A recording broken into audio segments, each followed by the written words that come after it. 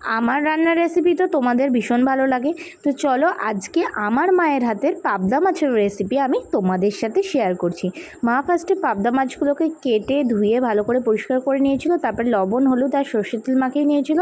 তারপর কড়াইয়ে তেল গরম করে একটা একটা করে প্রত্যেকটা মাছকে দিয়ে কিন্তু ভেজে নিয়েছিল। এখানে মা শিলনোড়াতে সর্ষে বেটে নিয়েছিল, সাদা সর্ষে।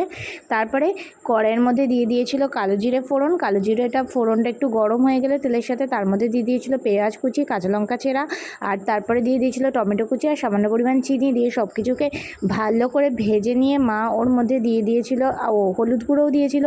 তারপরে ভেজে নিয়ে তার মধ্যে দিয়ে দিয়েছিল হচ্ছে সর্ষে, মানে সাদা সর্ষেটা, তার দিয়ে দিয়েছিল সেটা সর্ষে মশলা ধোয়াটা জলটা। তারপর দিয়ে দিয়েছিল জিরের গুঁড়ো, দিয়ে একটু ভালো করে ওটাকে ফুটিয়ে নিয়ে মা তারপর ওর মধ্যে দিয়ে দিয়েছিল পরিমাণ মতো জল। এখানে খুব বেশি জল দিলে হবে না। আর দিয়ে দিয়েছিল হচ্ছে লঙ্কার গুঁড়ো, লাল লঙ্কার গুঁড়ো। তারপরে দেখো ঝোলটা একটু ফুটে উঠলেই দিয়ে দিয়েছিল ভেজে রাখা একটা একটা করে মাছগুলো। পাবদা মাছগুলো কিন্তু খুব বেশি ভাজেনি, খুব হালকা করে ভেজেছিল।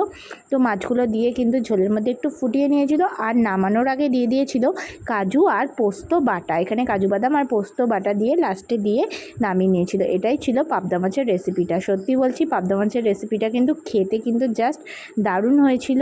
আর তোমরা এইভাবে রেসিপিটা বানিও, আর ভালো লাগলে লাইক কমেন্ট শেয়ার করো। সকলে ভালো থেকো, সুস্থ।